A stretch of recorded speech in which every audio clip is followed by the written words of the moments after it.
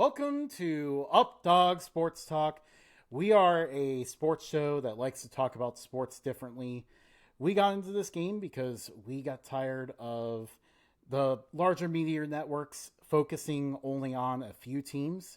Obviously only focusing on the Chiefs and the Cowboys in the NFL, and only focusing on about 10 of the 136 college football teams. So we decided to get into this. Hope you enjoy the show. I am your host tonight, Justin. This is a change from usual. Matt is usually your host, but he had to take tonight off due to issues at home with his house. I am joined by intern Tony and our special guest, Quesostream. Welcome to the show, guys. What up? Happy to be here. Good to be back in the saddle. Tonight, we will be talking about the AFC West. This is part of our ongoing NFL preview series where we are previewing and making predictions for all 32 NFL teams. So while, yes, we are talking about the Kansas City Chiefs tonight, we will also be giving the same amount of coverage to maybe more coverage because we got a Raiders fan on the show to the Raiders, Broncos, and Chargers as well. So we're going to kick this thing off with the Las Vegas Raiders. They finished last in division last year. Sorry, Queso, but things are looking maybe a little bit better. They hired Pete Carroll. Tom Brady's in ownership, so things are looking up a little bit. Walk us through some of the offseason moves. What kind of strategy did the Raiders deploy this offseason? Well, they decided to hire a new coach, which I was initially concerned, but if there's one thing Pete Carroll's good at, it's, even though he's very much on the older side, he's very good at getting, excuse me, he's very good at getting motivation out of his younger players, and just all around nice guy. And we've got a new backfield. Hopefully we can turn everything around. Defense looks at least decent this season. We'll see how that transforms on the field, though. One of the things that I was surprised about that I didn't realize is Chip Kelly. He's in as the OC. Yeah, It'll be interesting to see how he follows his stint up at in Columbus. Yeah, absolutely. That was a very interesting pickup. I like some of the news. Geno Smith is now their quarterback, so clearly Pete Carroll likes him because he wanted to bring him with. And you look at the linebackers; they really revamped this room with former Cincinnati Bengal Jermaine Pratt. Kind of ironic because he ended up with the interception to beat the Raiders in the playoffs a few years ago. Now he's with the Raiders. Landon Roberts. Devin White is here too. We'll see how much he has left in the tank. But overall, it looks like a higher focus on defense with kind of just a few strategic moves here on offense a little bit. So with that being said, let's kind of pivot over here to the draft. And I know, Queso, you probably have a lot of good thoughts on a few of the guys the Raiders took this year. I'm so sorry. No worries. Yeah, personally, me, I was super shocked whenever they picked Genty. I was like, they're not going to take him. First off, I didn't think he's going to fall that far. Not that 6 is far or anything. But at the same time, I'm like, nah, even going into the draft, I'm like, they're going to pick a receiver. McMillan was one. I even was okay with Burden from Missouri. But then when I heard Ashton Genty, I'm like, what? So it shocked me. And I'm like, that's a good pick because the backfield isn't as good as we'd like for it to be currently. And I'm looking forward to seeing what he can do in the NFL, see if he can put some more people on their asses. Yeah. And, yeah, absolutely. And I won't forget too. I can't remember his name now because it's break. Wide receiver from TCU they drafted in the second round. Good pickup there. Yeah, Beck. That's right. I'm over here. I know it's B, but I was especially I'm not necessarily shocked, but good picks in the 7th round with the Montana State quarterback and North Dakota State quarterback too. And of course, I'm blanking on their names, but I was like, yeah, FCS, let's go. Yeah, almost like back-to-back picks too. Cam Miller from North Dakota State, Tommy Mellott from Montana State. Mellott is an interesting one to me. Like he could be, that kind of Taysom Hill kind of threat. Yeah, I'm looking forward to it. Yeah, I see him. He's currently listed on the depth chart as a receiver, so I'm very interested to see how they end up using him. My guess is like special teams and then utility, pretty much like Taysom Hill. But that'll be fun. Be fun to watch. They also added some O-line depth too, a tackle and a guard, which as a Bengals fan, we haven't hit on ours necessarily, but we understand the value of having good ones. Yep, sometimes the best way to understand that value is to not have it at all. Yeah, but I really like what the Raiders are doing on the offensive line. Like they've really hit the position hard here in the last few years, and it's been a weakness for a long time before that. So I know Queso too understands the value of it because of a lack thereof for a little bit, but they've definitely done a lot to turn it around now. And they took a corner as well. Porter got him. He was from Iowa State, played very well there. Looks like he's set to potentially take on the starting spot as well. So we've seen the Raiders kind of pick up their game here at the draft lately. So I'm very excited to see what this class does. But that kind of transitioned to us. Queso is a Raiders fan. Like, what positions kind of get you the most worried? Quarterback. I'm not saying Geno Smith isn't good, not saying he can't do the job, but he has had his ups and downs. Luckily, in Seattle, it was mostly ups. But as we all know, his time with the Jets wasn't that great. Not all his fault either, but he also, yeah, and having his coach from Seattle with him, I think it could work out well. But that one is a worry because I was expecting like a quarterback before Geno was signed. I was expecting a quarterback myself. While we wait for him to get reconnected. Brock Bowers played such a big role for them last year. He's really kind of their main threat. I think with Gianti being, in the saddle, that'll hopefully allow some more, some more of the passing game to develop. I think they're kind of missing, that wide receiver, like that wide receiver one depth. I don't know if Jacoby Myers or Trey Tucker or Dante Thornton. I don't know if they'll take the step forward this year, and be that role. We know that Brock did last year, but who's going to step up? Yeah, absolutely. Yeah, it's kind of an interesting position for me as well. I kind of look at it the same way where, Jacoby Myers, he's reliable. You definitely won't see this team line up outside of two tight ends very often because they've got a good running back. They got Brock Bowers and Michael Mayer. So, I mean, there's still rumors that Michael Mayer may get traded. Who knows? Maybe by the time this video posts, that happens. But yeah, like that I think is a strength. Well, yeah, tight end is, but yeah, receiver. Maybe you get something out of one of these rookies, but otherwise, Geno's not having a lot to throw to here. No, they're definitely gonna be relying on him, as the engine, or maybe it's Gianti that they're leaning on, and then he's just gonna play second fiddle. We'll see. Yeah. It's been a while since we've had a standout running back that just takes over the league.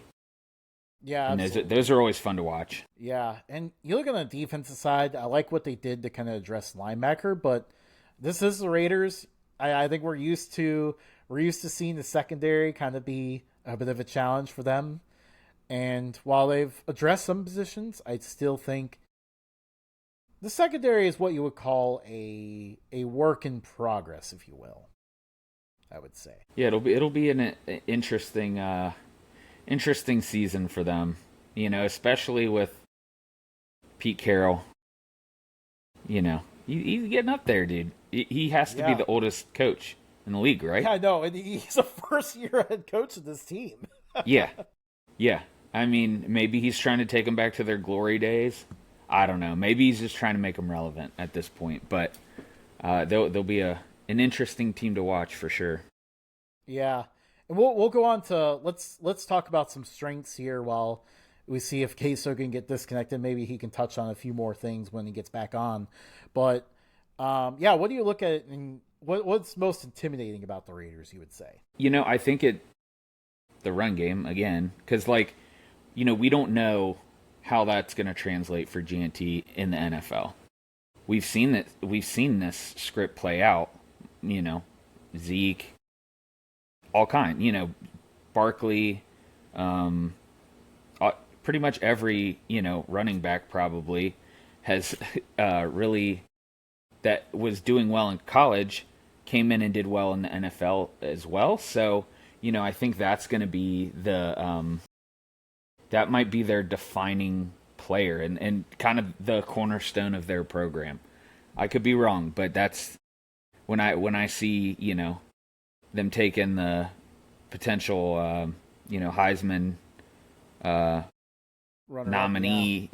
runner up, that's they're definitely investing. I would have taken them too. Yeah. So, Queso, catching up here, we expressed concern about the receivers and the secondary as well. Well, to wrap up the weaknesses, was there anything else you're kind of worried about as a Raiders fan? If not, then you can go ahead and jump to one of the other positions that maybe excites you as a Raiders fan. Let's see. Honestly, it'll secondary can be an issue for sure. Well, especially with the young guys coming in, and with how bad they were in general last year. It's like being a Texas A&M fan. Defensive line's fantastic. The secondary can't cover worth crap. So we'll see how that transitions this year. As for excited positions, obviously Genty's probably is the obvious answer. But man, I'm always stoked to watch Max Crosby play. I even follow him on social media. The dude's really down to earth guy. He's really cool, and he's just dominant. I love it. And then his trash talking's hilarious too. He's becoming one of my favorite players in the NFL just because he's like that kind of heel kind of player a little bit because he trash talks quarterbacks, tries to get under Mahomes' skin and all that. But also like the fact that he's a former Eastern Michigan, former Maction grad, and is very passionate about helping his university as an assistant GM role now, and is doing all sorts of stuff to help promote Eastern Michigan football. So I think that's a pretty cool thing that he's doing as well in the offseason. And he's joined on the defensive line by another Maction star, Malcolm Kuntz out of Buffalo. So you guys got a lot of Maction flavor on the defensive line, and it's a strong one. You got Christian Wilkins there too. So this is a group of dogs up front. Yeah, good leadership to show the young guys how to do it right. Because Wilkins has always been at least really good. good leadership in the locker room for sure. Yeah, and really Wilkins is another guy who will try to get under a quarterback's skin. So this is a group that no quarterback looks forward to playing each week. Yeah. Tony, I know you got to kind of touch on Genty a little bit as one of the strengths. Is there anything else you're kind of looking at as one of the top things the Raiders have? I think I tend to lean more offensively. Brock Bowers, he kind of set the league on fire last year. If he could do that level or even a little more, we could really be, he could really make an impact on the league. He could be, the new Kittle or what's his face in KC. Kelsey. Kelsey. Yeah. we'll be talking about him a little bit later. But yeah, I agree with that. And, I like Brock Bowers a lot because he helped me get this last year. Well, begrudgingly gifted by yours truly. I gotta say, I heard Tone say we. I don't know. Are you becoming a Raiders fan now? No, I didn't mean to say we. I don't know. I think we saw it slip a little bit there. I think the mask fell. I'm actually a Raiders fan. We're starting to see Tony become a Raiders fan a little bit. So yeah, before Tony gets a little bit biased about his team, I guess we can move on to our next team here, which is the Denver Broncos. They reached the playoffs last year as a 7th seed. One of 3 teams in this division to reach the playoffs. So again, a very loaded division. Sean Payton, their head coach, and yeah, Bo Nix had a pretty good rookie year. So let's kind of look at their offseason moves here. Queso, what did you see? What did you see with their offseason strategy? Unfortunately, they're making moves in the right direction. I don't know if you caught the audio before it cut out, but one thing I said was before they signed Geno Smith, I thought they were going to draft a quarterback, and I was pushing for Bo Nix there. But then we got Geno, so I'm like, okay, wide receiver. Bo Nix is I don't know. I saw him to be a good player, and a lot of people were like, nah, he's a 3rd, 4th round pick or whatever. I'm like, no, he's way better than that. Way better than you think. Yeah, he had some good and bad times in Auburn, but he did really well in Oregon. I knew he was going to transition well, but just like when the Broncos drafted Von Miller, which I really wanted him to be a Raider too, he went to the Broncos, so I was like, okay. And then, sure enough, whenever he started, he played lights out. He played really well. I was not shocked, but I was thoroughly impressed with him. And all I got to say is in that game where he did the pitch and they called a legal forward pass, in rugby, that's not a forward pass. That was a perfectly good pass. Backward pass. Yeah, well, NFL refs, probably conversation is not gonna go away tonight. I think we'll end up with that one again. Yeah, Tony, what are your thoughts on some of their offseason? Their defense was kind of nasty last year. I think that that maybe it surprised me that they were performing as well, and then they kind of just doubled down on that in the draft. They had a couple signings, Greenlaw, Hufanga, and that should help them. Dude, I think you actually hit the name pretty good too. Like Hufanga. Hey.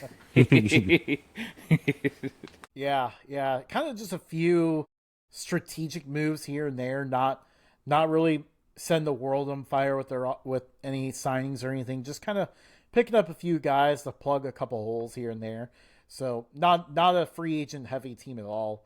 I'm curious to see what Evan Ingram can do for them because they kind of needed a tight end. He gives them a weapon. He's been solid throughout his career. He's played in some not great places either, and he's been in Jacksonville and the Giants. Yeah, yeah, he's not saying it's the gutter, but it's pretty close. Yeah, just looking at their offense, if Bo Nix doesn't take that step, I think they will struggle. I think they will. Yeah. They really don't have too many offensive weapons that they can, reliably rely on, Yeah, absolutely. They made a couple picks here and there. I thought they would use their 1st round pick on a receiver, to be honest, but they didn't. They got R.J. Harvey at running back in the 2nd round. They finally drafted the receiver in the 3rd round, but that's no sure thing here. They have Cortland Sutton is their reliable guy. He is their clear top target. But then what else are you looking at here? You're hoping Marvin Mims takes a step forward? It's tough to tell. He's had years, though. Sutton was... Father Time's going to catch up to him sooner or later, So they might have missed on that. They might have wanted to go wide receiver. Yeah, potentially. Okay, so do you see any other weaknesses with the Broncos? Any other positions of concern? I really don't know what their weaknesses are, but I'm over here thinking about Pat Surtain. As much as he is really good, I don't know. It was just something playing against the Raiders. He just always never played well against the Raiders. And I don't even mean to bring that up as a Raider fan. It's just kind of the truth of the matter. But he's more of a strength, obviously. But oh my goodness, he can ball out. I do know that. I've seen it. Maybe he'll maybe he'll step up more, but who knows? Maybe he'll go downhill. I guess we'll see. Yeah, absolutely. I mean, maybe I feel like their pass rush is pretty good, but there isn't like a guy that you look at. And, yeah, I think everyone else in this division, you look at their team and go, this is the guy you need to make sure you block. He can ruin a day for an offense. They don't have that guy on this team, but it's still a pretty decent group. So if we really want to pick on this team a little bit, I think that's kind of one spot to kind of look at. But transitioning to some of what this team does well, their offensive line was rated number 1 in the NFL last year. I did not know that. I guess that's how they made it to the playoffs. It helps secretly. For sure. Secretly. Yeah, it was very quiet, but I guess that's the thing. Like, you want your offensive line to not be known because, when, as Tony knows, if they're talking about your offensive line, it's probably not a good thing. It never is. Oh yeah, but yeah, and obviously this defense is pretty nasty, and they only added with Jahdae Barron in the first round. Defense wins championships, or so they say. Yeah, it does hold true in the NFL because lots of times especially when you reach the playoffs, you can. I've said this on a few previews already, but you can find ways to hide a mediocre offense, but in the playoffs, you cannot hide a bad defense. Nope. For sure. I think I remember hearing you say that before too. I probably have said it before, and I will say it again. Biggest testament to that is the 2000 Ravens. That defense was so sick, but that offense was so bad, and they still made it work. 13-3, win the Super Bowl. That was awesome. I was a small kid. I remember that, like, pick 6 again in the Super Bowl. Off topic, sorry. Super Bowl winning quarterback Trent Dilfer. Yep. Now at UAB. But I guess before we dive too much into UAB football tonight, we can transition to the Los Angeles Chargers, another playoff team from this division. Jim Harbaugh, Tony's boy, now in his second year here. Okay. So what do you notice from some of their offseason moves from this team? They're re-signing Khalil Mack is big for them too. I know he hasn't produced quite as well as he did in Oakland because they were in Oakland then, or Chicago, but he still was a force. He was there. He disrupted things when they needed to be disrupted. He is still a solid player. I wanted him back on the Raiders, but money was probably the issue there. That's probably one of the bigger ones for this offseason. Yeah, as a Bills fan, I was like, come on, Khalil, you got one last ride here. Come back home. Another Maxion legend. So, Tony, what did you see when kind of looking at the Chargers moves here? I think I almost wore a Michigan hat. I'm going to be honest, but I chose not to. Glad you didn't. I will next time. I think, and we saw it a little bit last year, right? Because they kind of blitzed the league a little bit and maybe performed higher than expectations. I don't know that happens in year 2. Not that I'm discounting my boy Harbaugh, because I think he's, standing guy, Michigan man, he's going to do it kind of the Michigan way. And so I think they'll be leaning heavy on the run game. getting Najee Harris. This could be his, I don't know if swan song's the right way to say it, but he didn't necessarily set the world on fire in Pittsburgh, not to expectations at least. So this could, breathe some new life into his career. Yeah. Yeah, and you can see a few. This is another team that kind of just made a few strategic additions here. They want to establish more strength of front in the run game, so bringing Mekhi Becton over from Philadelphia helps accomplish that. Kind of plugs one of their last few holes on the offensive line, really. And you see Dante Jackson come in at corner to kind of help out a little bit there. Deshaun Hand. And then they also brought Mike Williams back. That will be interesting after his ill-fated run with the Jets last year, which of course went as many moves to the Jets go. Man, I have managed to throw a few parting shots to the Jets tonight, but so let's go over their draft here. What do you see? What did you see from their draft picks this year? Queso? Honestly, nothing stands out as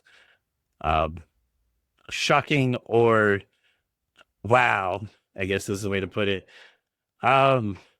I mean, Kyle Kennard in the 4th round's pretty solid pick, but edge out of South Carolina, sorry. Because even South Carolina's played very well at the end of last season to end the season. So that could be a solid pick just because it was the 4th round, but nothing stands out to me, to be quite honest. And that's not me, a Raider fan, just completely crapping on him. It's just look at it repeatedly going, okay, that's cool, I guess. Maybe y'all will think differently. No, I think from a draft perspective, they hit 1st round Omarion Hampton and then Trey Harris in round 2. So they're making investments in their offense. Justin Herbert, he can throw the rock. I think he's certainly not as good as Burrow, but there was some discussions of who was better. I don't know that that's a discussion any longer, but I do think he has a lot of potential, to do some big things. If they take a step forward, as rookies, typically wide receivers don't translate as well that first year, but a running back in Omarion Hampton, like he could be a thunder and lightning with Najee. So I think that was good moves on their part. But then you look at them losing Bosa, and then really not having that high end edge rusher or a cornerback. So in contrast to Denver, who went super defense heavy, they look lackluster, in my opinion. Yeah, that's an interesting perspective there, and I do think I agree. Like, I don't think we're seeing the additions help offset the losses on the defensive side of the ball. That's kind of a big area of concern, and Herbert still has not gone to win a playoff game yet, and if you look at how they could end up losing this year, it could be because of the defense, which is a little bit surprising for Harbaugh. You would think he would try to hit the defense harder, but yeah, they never replaced Bosa. Stopping the run has still been a concern for them for many years. I mean, maybe they got tempted to bring Bud Dupree in, but we haven't seen him do anything since he was in Pittsburgh. But I like the Omarion Hampton pick, though. I think he would have been a bigger name in the draft if it wasn't for Ashton Jeanty, because he was extremely good. It's just that Jeanty was just such a big-time player that Hampton kind of went under the radar a little bit, but he was definitely a good first-round back as well. It kind of reminds me of, just like even a few years ago, the Bijan Robinson and Jahmyr Gibbs draft, where you got like 2 really good backs who can make an impact right away.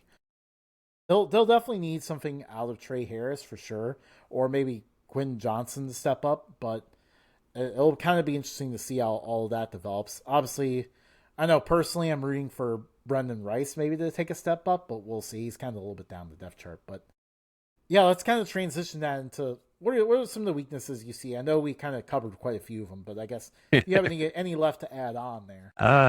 No, we pretty much covered it. I mean, yeah, that defense is gonna be tough. But Harbaugh in year 2 of the NFL teams he's been on has usually been very successful. So we'll see, I guess. Yeah, I think and if we're looking at Harbaugh's plan, Michigan won because they had a run game. Chargers now have a run game. But if you don't have a solid defense, are you going to be able to keep up on the ground? And that's, I think, what that'll be put to the test of whether their defensive struggles are going to hamper them and really force them off a script that they're probably going to want to run. Yeah, absolutely. And, I mean, looking at the strengths, though, like, if Mike Williams has anything left in the tank, you could look at that receiver room and think, it could be pretty good. We know Herbert's got an arm. And the offensive line now is a good group that can block a little bit. So you at least have that working for you. But, yeah, you have some good pieces on the defense. Don't get me wrong. Khalil Mack is still a leader back there. We have Derwin James, who is a straight up dog. Yeah, but that defense could be really what holds them back. Yeah, definitely. I think almost the Khalil Mack almost kind of maybe saved them a little bit, but that Joey Bosa departure, they're going to feel it big time. Yeah, that was a tough one. Definitely a tough one for them. But I guess that gets us to the team that we all the team that has really hurt us a lot. The Kansas City Chiefs. I'm a Bills fan here, so I know I have hated the NFL almost all offseason because of this team. And I mean that in the most complimentary fashion to Kansas City Chiefs fans, because this is the NFL, it's a man's league. But yeah, this team just straight up wins. So let's kind of look at their offseason moves here. Queso, what do you see? What did you see them doing? Signing wise, one that sticks out is Jerry Tillery.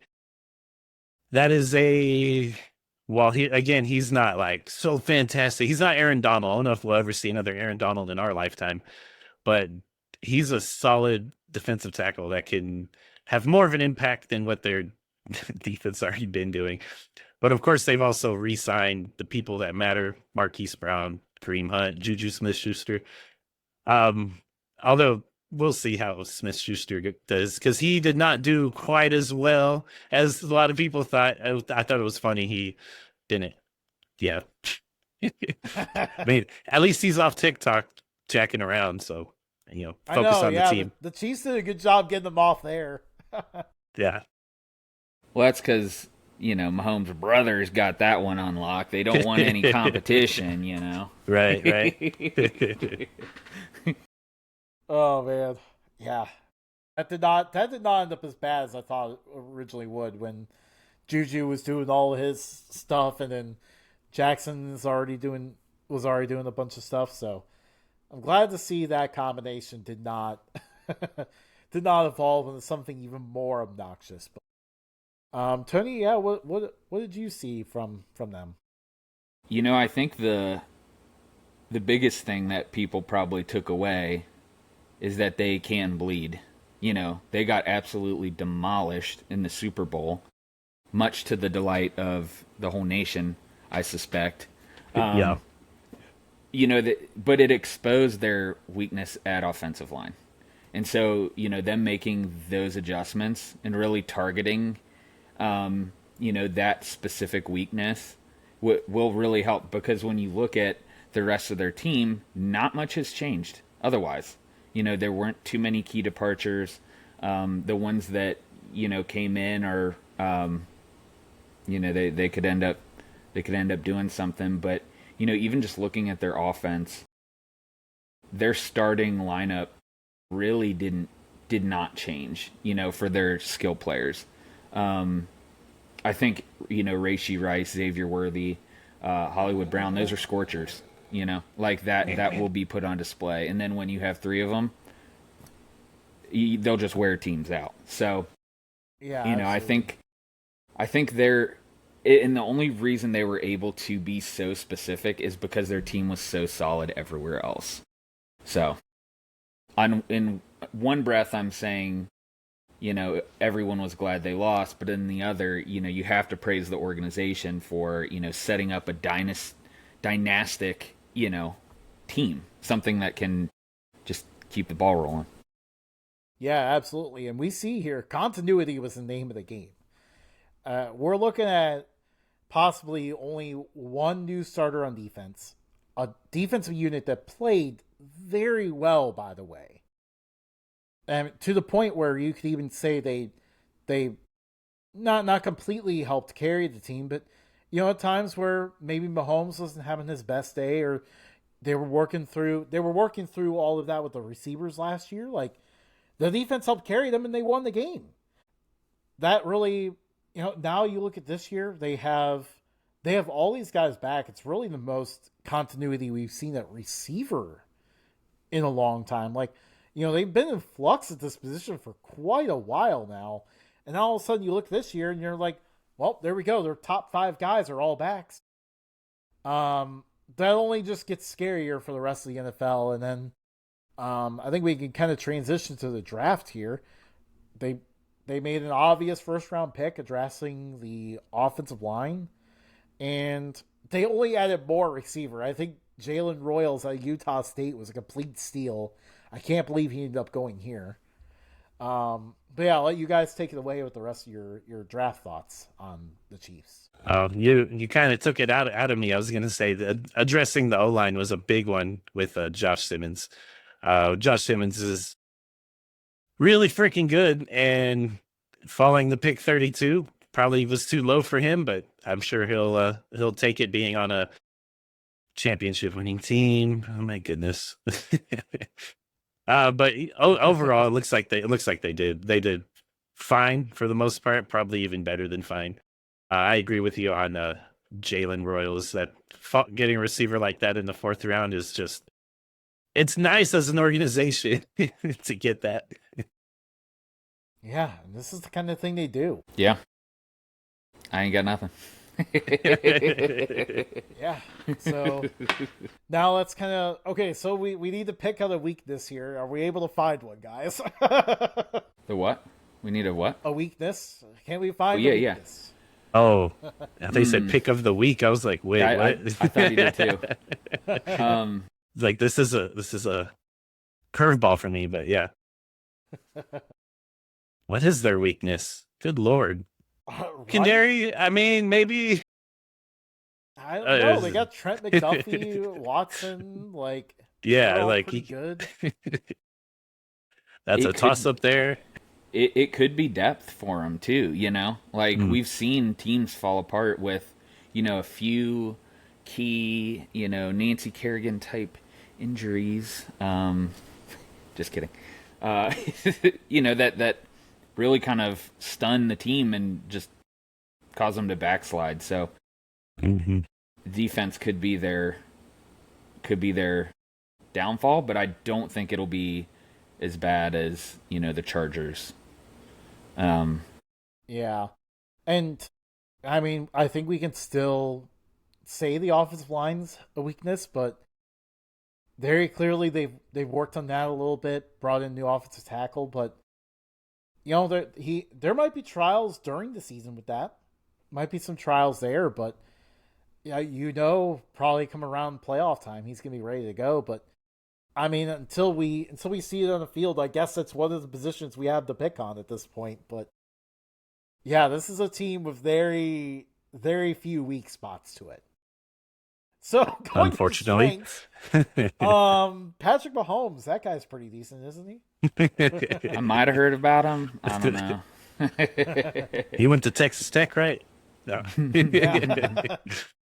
Texas Tech legend. When I don't think he had a winning record there. Cliff Kingsbury. Yeah.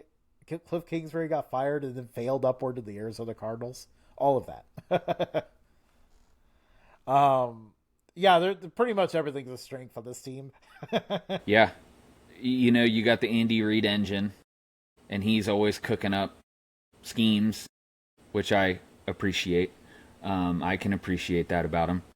Their offense is full of scorchers. They really, to your point, the losing, what's his name, Tooney, that could be, that we could see that playing out because, having a solid lockdown guard, that's one of your run lanes. So we'll see if that makes him miss a beat, but then, we know Pacheco can catch the ball out of the back. So it seems like they have answers to every question, which, that's a robust program. That's what you want. So, in conclusion, Chiefs fans, congratulations, your team is awesome again. To the rest of the NFL, I'm sorry, but we're probably all doomed. So, that gets us to this wraps up the division. It's time for us to put pen to paper here with our division picks. I'll kind of lead it off here with Matt's picks because he was at the very last moment. He was not able to join us tonight. Matt has the Kansas City Chiefs in first, the Denver Broncos finishing second, the Chargers in third, and the Raiders in fourth. I had to do that for him because that's how he would have wanted to say it. Oh, maybe that's why he didn't want to join. He put the Raiders at the basement again. Just kidding. And I too will put the Raiders in the basement. Queso, let's see if you are the Raiders not in the basement. I have Chiefs, Broncos, Raiders, Chargers. But it's only because I think the Raiders are on the up and up, and the Chargers, while not necessarily on the downslide, like we discussed earlier with their defense. The defense, unless the offense just balls out like crazy, that defense is going to eventually hold them back. Yeah, absolutely. I was going to add on something, but I'll wait till we get to the playoff thing. I think all of us can agree Kansas City, they're going to win. Not the Super Bowl, because that's going to be the Bengals, but they're going to be the first in their division. It's really a toss-up between the Chargers and Denver for me. I think they have similar issues in that they're not completely solid all the way through, offense and defense. I biasedly lean Chargers over Denver, but I could see Denver easily swooping in at second. And then, of course, the Raiders in the bottom. They're in the gutter for me. You don't have to make it harder. I know. Instead of just being like last, you're like gutter, F them. He really kind of shoveled some dirt on you there with that one. Yeah. Man. I'm going to go Chiefs, obviously. Second place, the Chargers. Third place, the Raiders. I'm going with the Raiders. I'm going to play the scenario. Fourth place, maybe Bo Nix has a sophomore slump. If that happens, then Broncos might be in a little bit of trouble here, but I could also see all four teams finishing above 500. And that brings us to our next question, which is, how many playoff teams come out of this division? 4. That was what I was going to say. All 4 will make it. Wait, it'll be really hard. Possible?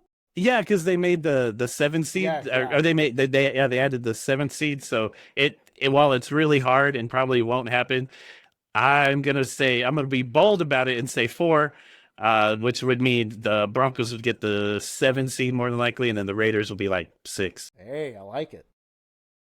I could see 2. I don't know that I can really see too many more, and unless there's more polish than what we see on paper now. Dealer's choice who the 2 that aren't making it are. Dealer's choice in that one. Oh man. Yeah, it's kind of interesting how this division shakes out because on one hand, they go up against the NFC East, which is pretty tough, but they also get to play. They also get to punch around the AFC South this year, so that kind of helps set them up a little bit to continue to remain in contention for 2 to 3 bids. Ultimately, I'm going to go with 2 on this one. The Chiefs and the Chargers. But unfortunately, for the Chargers, I think defense is going to come to roost for them in the playoffs. They won't get any further. Chiefs, on the other hand, probably are going to win the Super Bowl because that's what they do. Don't you put that on us, Justin. Don't you put that on us. Don't put that evil on me. All right. Well, that's the show tonight. Great show, guys. Thank you for helping join us and, filling in for Matt's absence. Matt, we have missed you. We look forward to you back on the next episode. But where you can find us at Updog Sports Talk. That is on all channels. We are very active on Twitter. We are on Facebook for the Boomers, Instagram, bunch of other apps as well, whatever. Social TikTok, media YouTube. Yep. Obviously, our shows are on YouTube. That's probably where you're seeing us. But, if you don't want to see our faces, I know I have a face for radio. We are available on Spotify, on Google Podcast, on iHeart, on Google something or another as well. Although wherever you get your podcasts, we're there.